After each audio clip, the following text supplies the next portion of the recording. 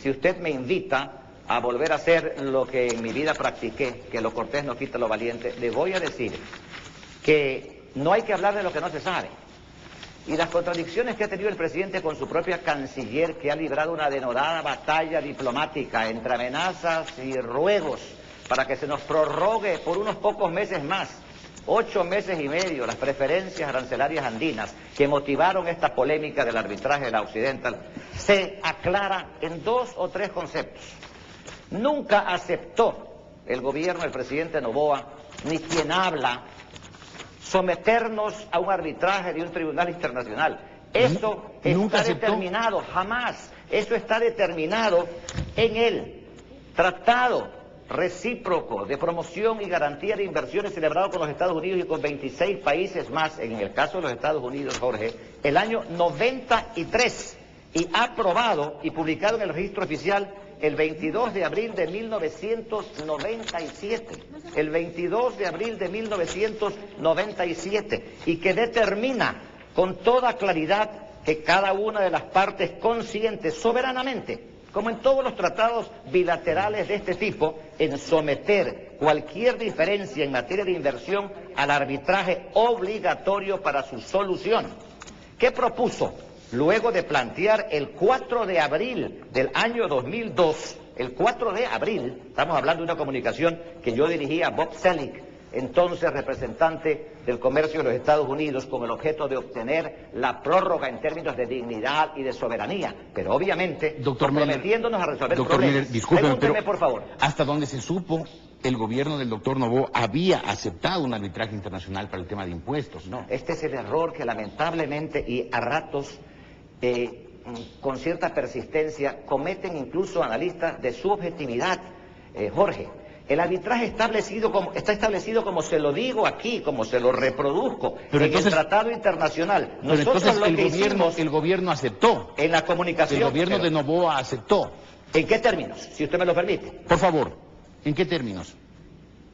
En el asunto del IVA con las compañías petroleras, esta es la comunicación que yo curso el 22 de noviembre del año 2002 a los Estados Unidos, 28 de noviembre, de octubre, discúlpeme usted. No importa, evitemos los detalles, vamos al meollo porque se me acaba el tiempo, doctor Meller. Se vencía el plazo que teníamos para renovar las preferencias arancelarias andinas y garantizar el acceso al mercado americano de 1.500 millones de dólares. Vamos al meollo, doctor Meller, se me acaba el tiempo. El gobierno del Ecuador, lamentablemente el tiempo, y es un tema que demanda explicación cuando la acusación es muy grave, el gobierno del Ecuador está preparado a atender las inquietudes que tienen las compañías petroleras norteamericanas con relación al asunto del IVA, incluyendo el reclamo que la Occidental intenta presentar en el marco del tratado que ya le he citado.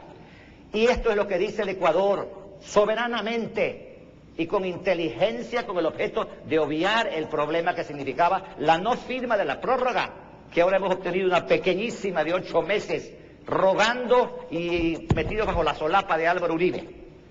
En la República del Ecuador, decíamos entonces, responderá prontamente, dentro de los límites del tratado, es decir, el gobierno del Ecuador podrá, esto es textual, la traducción en español, alegar en este proceso arbitral toda excepción a la jurisdicción del tribunal arbitral bajo el tratado con relación al asunto del IVA. El famoso argumento de los que en el fondo no quieren con Estados Unidos ni tratados de libre comercio, ni prórrogas de las preferencias arancelarias porque creen que es renunciar a la soberanía, lo que dijo el presidente de la República, lo que dijo el presidente de la República, y lo cito por medio del diario El Universo, dice: Correa señaló que para que un reclamo por impuestos sea sometido al arbitraje internacional tiene que haber aceptación del país. Y nosotros se la dimos, es decir, el gobierno de Gustavo Noboa cuando usted, doctor Meller, era canciller.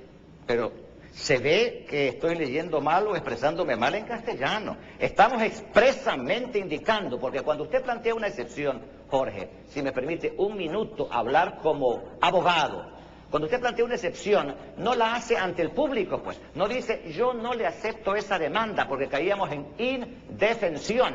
Es ante el tribunal. Ante un tribunal nacional, si a usted lo demandan porque no pagó un pagaré en un juicio penal, ya, ese juez perfecto, doctor Meller. Pero usted concurre ante ese tribunal a decir, usted no es competente. Ya está clarísimo, es que está claro su argumento. Me alegro. Doctor Meller, entonces usted lo que dice es, el Ecuador no dio esa autorización, el gobierno de Noboa, usted como canciller, no dio esa autorización para un arbitraje internacional. Sin embargo, el arbitraje siguió. Así es. Y ahora le están condenando al Ecuador a pagar 75 millones de dólares por el tema Oxy.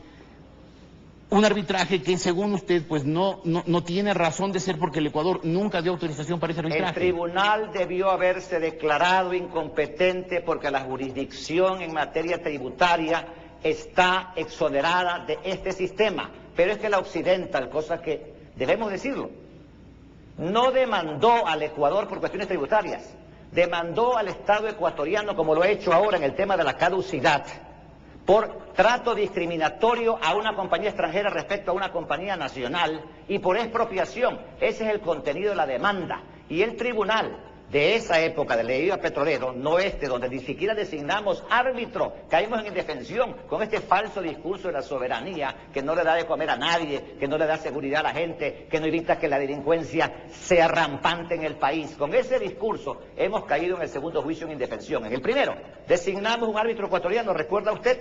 Primero el doctor Alberto Ray, que luego de un tiempo de aceptar y considerar válido el procedimiento, lo declaró varias veces un jurista de la respetabilidad del doctor Ray. Luego designaron al doctor Patrick Larrera, quien analizando a su conciencia, supongo, entonces, el contenido de la demanda Mele, falló a favor de la Occidental en el tribunal. Entonces, en consecuencia, el Ecuador no tendría por qué pagar esos 75 millones de dólares. Primero, porque el juicio el juicio de la Oxy no era por temas tributarios, y segundo, porque el Ecuador no dio en su gobierno autorización para un arbitraje internacional sobre este tema. El tribunal, si falla, contrario a lo que en mi concepto debía hacerlo, ese es mi criterio jurídico, una sentencia que condena al Ecuador tiene que pagarla. Lo que el Ecuador tiene que aprender en primer lugar, sus gobiernos, y especialmente el que actualmente tenemos, es a respetar los tratados internacionales o denunciarlos, pues. Si resulta que no quiere el gobierno actual del ultranacionalista economista Correa tener inversión extranjera, denuncie todos los 26 tratados internacionales que tenemos con Alemania, con Italia, con Suiza, con muchos países. La canciller nos acaba de decir que va a renegociar el tratado de garantía recíproca de inversiones con Suiza. ¡Qué bueno! ¡Qué bueno! Y el trabajo Perfecto. que ha hecho la canciller es un excelente trabajo, me parece inteligente. Entonces, pero el presidente la desautoriza. ¿Usted no considera entonces, doctor Mele? El presidente la desautoriza. Así no se puede gobernar, porque no sabe gobernar.